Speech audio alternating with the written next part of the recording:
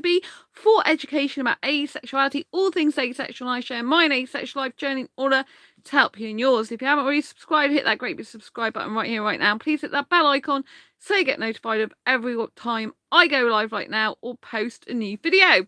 First of all, if you don't know who I am Sandra Burmy, author of this awesome Asexual Perspectives book out on Amazon. So today's video, I want to discuss with you about the fact that everyone's asexual life journey is different. And I really want us to have a lot more compassion in the world, not just within the asexual community, but within the community at large, because everyone's life journey, whether asexual or not, is very, very different. And I follow a personal development channel, and I was a bit shocked to see that the guy on there said, do you exercise, to everyone, to all the people who follow him, yes or no? And hint, I don't respect you if you don't. Right? So I just think it's disgusting that he's basically saying a person's value and worth is based on how much exercise that person's doing or not doing. Right? A person's value and worth should not be based on whether they do or do not do something that you want them to do and think they should be doing. It should be based on how kind their heart is, how nice a person they are, you know. And people should be more compassionate, you know. And that wasn't an asexual channel, you know. And when I wrote a comment saying, you know, why would people value other people's opinions of themselves more than they value the opinion of their self? And it's totally true. You should never value someone else's opinion of yourself over your own self opinion of yourself, you know. It's really important, because at the end of the day, what matters is that you're happy and comfortable in your own life, you know. And they assume just because I wrote a comment I don't do any exercise myself. Well, actually, when I went to the vets for Angel, I did power walking. I got from one end of the city and the other in less than 40 minutes. I actually stopped off to go to the toilet, so from that point onwards it's less than 30 minutes. But you know, I said that people got disabilities, some people got disabilities, you know, some people have had injuries and stuff like that, you know. And so some people, you know, they have also really extreme mental health conditions, so which means they can barely get out of bed. Just for them going to walk to the toilet for them is a real achievement. So I think there should be more compassion in the world, you know.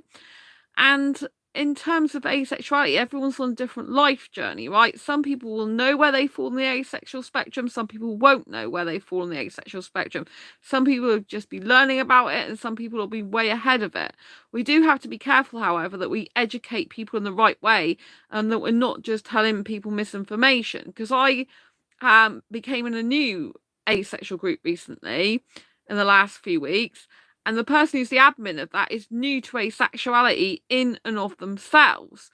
And I thought they were, but I'm friends with this person now on Facebook, but I thought they were, but I actually offered advice in the group because I thought this person is not telling the full truth of asexuality and aromanticism, because they were saying like aromantic people could never experience any attraction, which in the main is you know how it's generally perceived, but they can experience aesthetic attraction, you know. So I mean, I did a video as well when I first was new to aromanticism, and I said, you know, that usually aromantics don't experience attractions, but they can experience things like aesthetic attraction. Obviously aromanticism is a spectrum. It's not just, you know, there's aromantics, and then there's grey romantics, and then there's demi romantics and cupier romantics, you know. So there are vast differences, you know. And this person also said in this new asexual group that they're new to asexuality, they also said that, you know, romantic asexuals get crushes. I've never had a crush in my life, right? So we have to understand that people are on different life journeys with asexuality. Some are new to it, some are not. But we have to show compassion for those people. We also have to explain what asexuality is in order to, you know, in the main, and give and bust through those stereotypes and myths, because we don't want the new people to asexuality to come in and not understand it and spread misinformation. So it's really important that we treat our fellow asexuals with kindness, with respect and compassion, and that we also encourage them to and help them along with the correct information as well. But everyone's on their own life journey where asexuality is concerned. Some people understand what type of asexual they are. They're very steadfast, strong, and fixed, and other people are very fluid in their sexuality and their asexuality. And some people don't know where they fit yet. Some people still don't quite feel they fit anywhere, or they fit part of the spectrum but not other parts. And so, you know, there's kind of like sometimes a disbalance, not just in the asexual community but with a person within themselves. You know, don't I very much do fit into the asexual community, obviously, but I'm very much still there's still some like way I don't fit into the whole spectrum completely. Like I don't fit into any one tight neat box, right? Because I have grey areas. And so I just accept that I was born this way, I believe, so that I can understand lots of different types of asexuals, because I can have a little bit of different types of asexuals within me. And so that gives me the ability to understand sex repulsed asexuals, because I'm very sex repulsed these days for me personally. But because I'm not sex repulsed for other people, it allows me to be compassionate and understand that some asexuals do have sex, some like it as an activity to do, some will be okay being in partners with sexuals. Heterosexuals, for example, won't have any problem with that. Whereas other asexuals will really, really struggle and find it very difficult, because they'll feel pressurized into having sex and doing stuff they don't want to do, or they'll feel guilty that they're not giving their partner sexual pleasure, or they might just feel scared in the relationship because they don't understand their sexual partner's advances and what's going on, you know. I've been working on the Asexual Guide to Sex book as well, again, which I'm really glad about, because I really want to get the book finished. It's just life and things keep getting in the way, but I'm determined to finish it. But I keep adding more content to it, and I keep going into more depth on certain parts of the book that I never even was going to write in the first place. So it's like I have to do some research just to clarify what I'm saying. Like I said, you know, we don't want to spread misinformation, so it's important that I cross-reference, you know, the knowledge. Some knowledge I just know for 5 years of helping asexuals is the way it is, but there's always new stuff to learn. And you know, and sometimes I just want to expand my actual knowledge myself in certain areas of relationships and stuff, so it requires research and cross-referencing my you know, my what I know to what other articles are and stuff like that, just to like make sure the foundation, everything's correct. So yeah. But I definitely think we need more compassion in the world as general, not just within the asexual community, you know, because I do get very disgusted when people judge people on appearances. I don't mean aesthetic attraction. Aesthetic attraction is absolutely fine and perfectly valid. But what I mean to say is when someone just values a person's worth on their appearance, their looks, their materialistic possessions, what they do or don't do.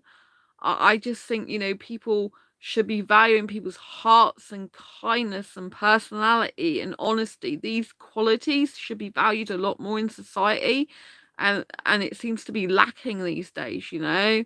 Like you might have someone who's not very well off, you might have someone who's disabled, or someone who's got some mental ill health problems, but if they've got a very kind and generous heart, very honest, very caring person, then you should be thinking, wow, that person's great to be in my life. They're valuable. They're worth something, you know. Judging a person's worth on their status, on you know, like what they do, whether they hang around with this crowd or that crowd, whether they watch this movie or do that or do this, it's just pretty disgusting to me, you know. Like people should be loving people for their heart, you know. Like I want a guy like to be in a relationship in the future who's got the most kindest heart towards me, and really caring and really empathetic and really beautiful in his personality. I do get aesthetically attracted, you know, but you know, like that's the initial thing for me is aesthetic attraction, but I don't want to be in a relationship with a guy who's really aesthetically beautiful. That really horrible guy to be around, you know.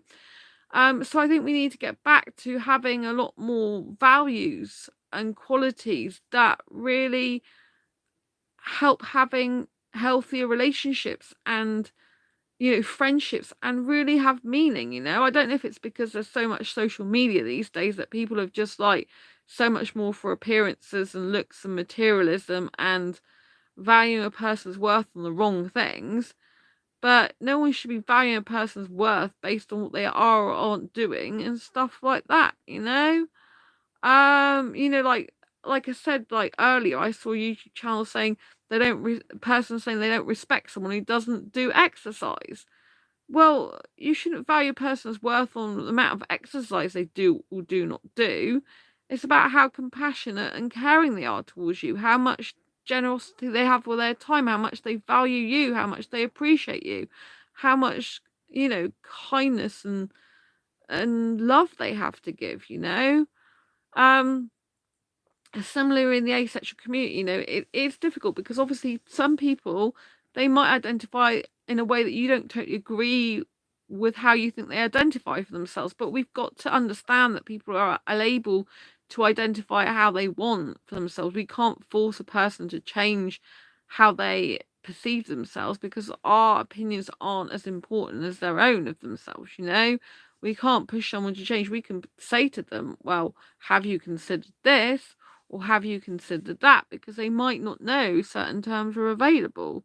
Um, but we should never be pushing someone into being the same as us, or shouldn't be cajoling them into making them feel less than they are. Some asexuals like me, I do have a very long label that I give myself. I like to give myself a heteromantic grey asexual younger cougar who doesn't like sex, just kissing. And some people are like, why do you call yourself an asexual cougar? It's because I don't find the term derogatory. Some women do. And I like to separate the fact that I'm into younger guys. I'm not into guys anywhere near my birth certificate age or older. It just don't do it for me. Even though there's a guy on Facebook that always likes me. Even tonight's messaging me, inviting me to his home in France. It's like very nice of him. But yeah, I'm sure he's after loads of women. But he's polite to me, so I don't he goes, oh, I respect you, and he's always saying love is love and stuff like this. So that's really nice. He's not being a horrible guy. He's not being a nasty person. He's always like a lot of my posts going, love is love. So you know what I mean? Even my asexual stuff. So, I just have respect for a guy who respects me, and that's what it's about. Respect is like not respect is earned usually, but it's also you should respect people in just the fact that they are people, they're alive, and unless they give you a cause and reason to not respect them, then we should show people respect if you want to be respected yourself. Just like we should try to be less judgmental of people if we want to be accepted by others. Like I am less judgmental nowadays, I feel, um towards a lot of different minorities that I probably wouldn't have been in my past heteronormative, more narrow-minded views years ago. I've always been accepting of gays and lesbians and stuff like that because I've always had gay friends in the past. I've known people who are gay and stuff like that, so I don't have any problem with that. But like gender fluid, I'm more used to that now. Like I wasn't, I used to know transvestites, but I didn't really know gender fluid people. I didn't really understand trans people. I still feel I have more to learn. And it's difficult because like if you're a cis person, a person who's assigned female at birth, born female, whichever you prefer to use, then you do also need to have your own language as well. I think lots of people need their own languages. Like if I say I'm born asexual, didn't realize it, that's fine. If I say I was born female, obviously some trans people get offended by that because they're like, oh, it's not about being born, it's about being assigned. But I try to accommodate different people's languages. Like I don't say I was born female because as far as I'm concerned I was, because I've always wanted to be female, I've always liked being female. That's the language I use. But equally, someone who's trans who likes a person to say that they are assigned female at birth, that is valid as well. But like I like to speak the way I like to speak, and I think people should be able to speak their own language while still respecting, each other. So that's why I often say cis, born female, assigned female. So it kind of covers all of them. Because people speak in different ways. And one language isn't more important than the other, just like one race isn't more important than the other, one sexuality is not more important than the other.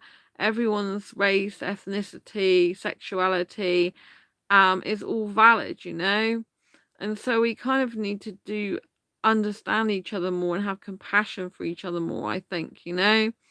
Um, and I think, everyone's journey is a struggle for them. Some people have had a difficult upbringing, difficult childhood. Some people are struggling now in their life. And we have to understand that, where they're coming from. I think it's not nice if people are dishonest, but I feel sorry for the people that are dishonest. They can't even be true to themselves. And there's quite a lot of people out there like that. I think it is disgusting when people come into the asexual community and they prey on asexuals. There are some people I've known who have even told me they go into asexual communities and they are purposely, trying to get amongst asexuals to basically invalidate us and stuff. It's disgusting.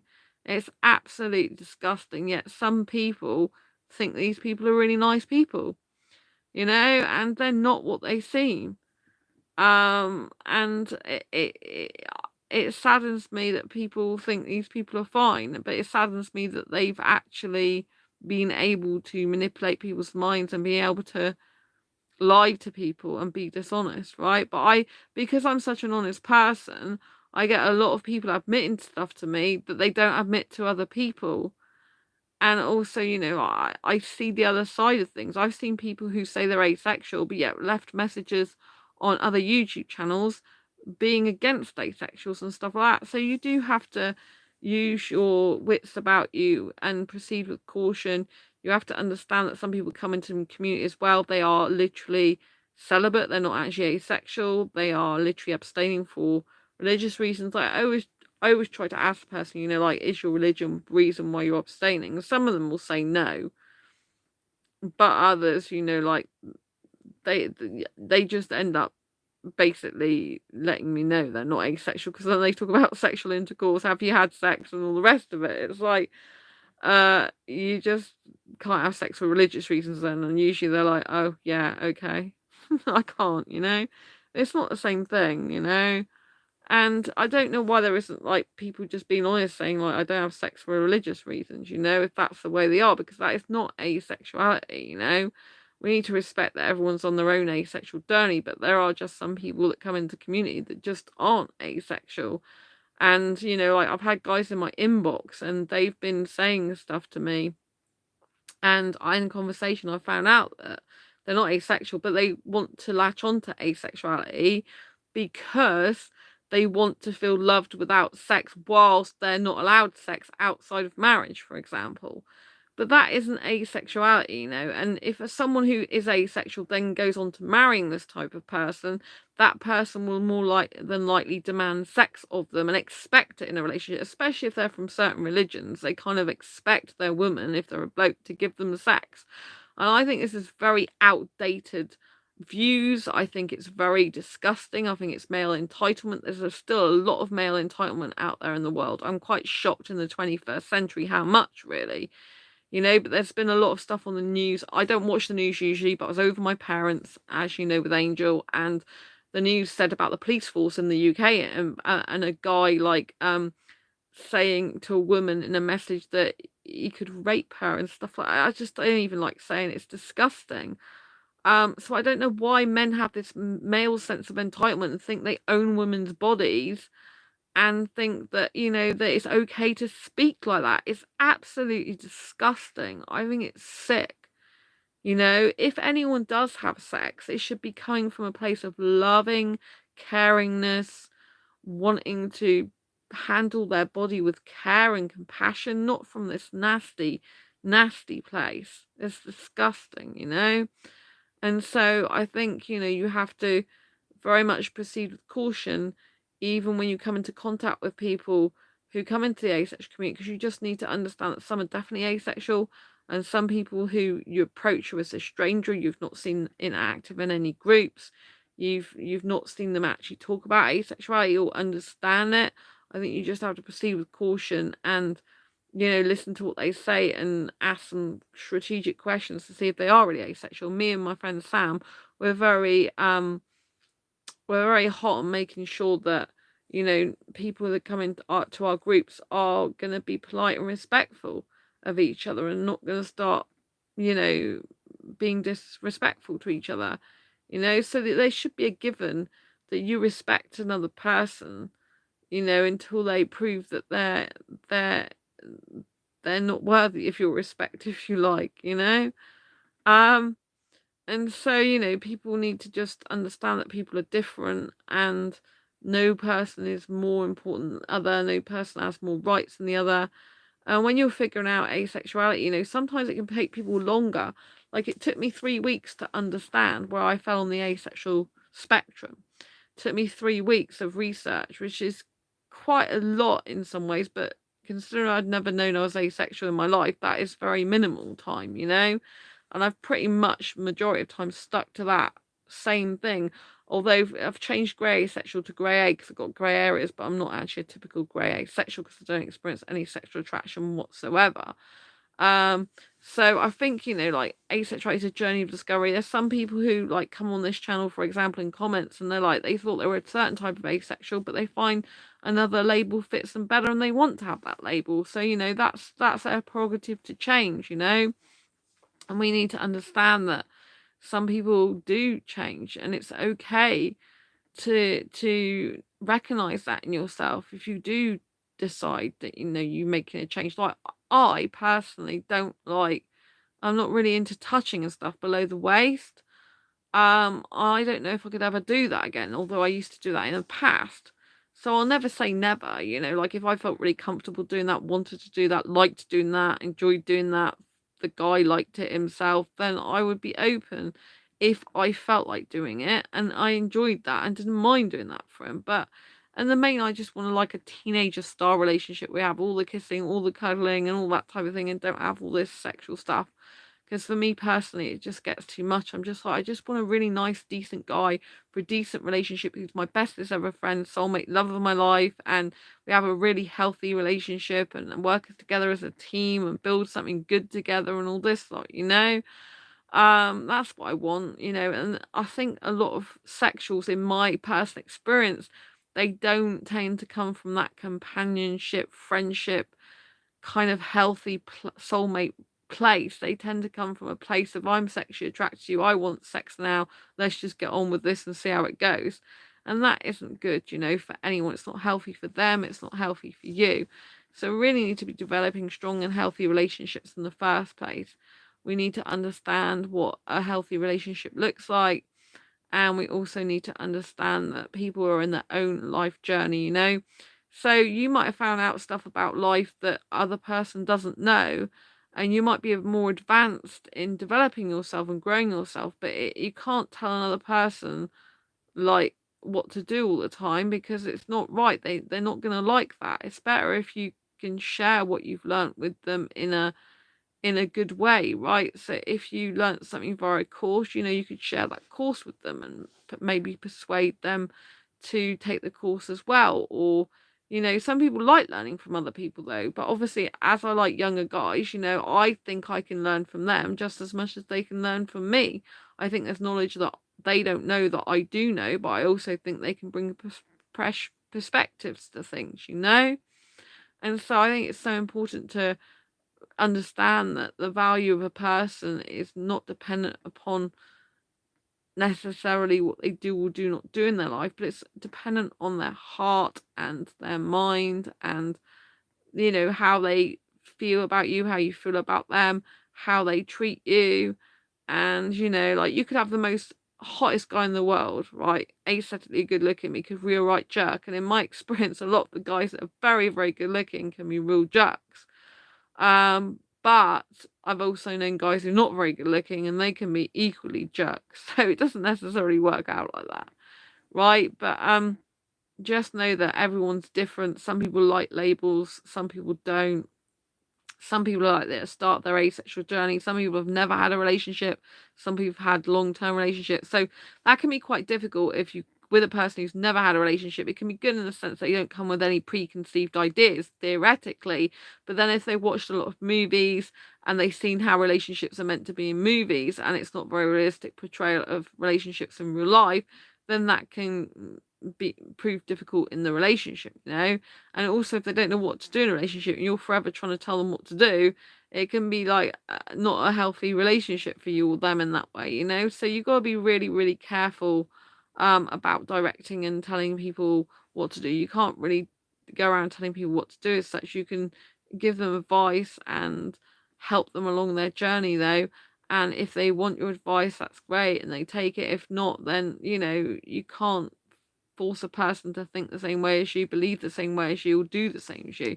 You just have to understand that everyone's different and all their life experience is different, which make up their personality, their attitudes, beliefs, and stuff like that. So this is what can make relationships so difficult, is because you might be coming from a place of, you know, a place where you fear someone leaving you. They might be coming from a place where they don't want to get too attached because they got attached before and got hurt. So you're both like kind of like one's like fearful of staying in the relationship for getting too attached emotionally, and one's afraid that the person will leave them because they've been used to being abandoned before. So you know these all play an integral part in a relationship. You're talking about getting into a relationship, it can also affect friendships as well. So know that every person's journey is different. Everyone comes from a different mindset, a different place, a different perspective. And just, I want us to show more compassion to our fellow asexuals and to other people, and to just really understand the value of someone's worth should be based on their heart and their beauty, their inner beauty, you know, more than anything else in the world. Anyway, I hope you've enjoyed this video. I know it's been a bit different to the usual ones. If you like it, please give it an emoji or a thumbs up. Love to know what your comments are about this video. Don't forget to share this video with anyone you think may benefit from it. Subscribe if you haven't already, and hit that great big bell icon so you get notified of every time I go live, like now, post a video. Lots of love to you. Take care. Bye.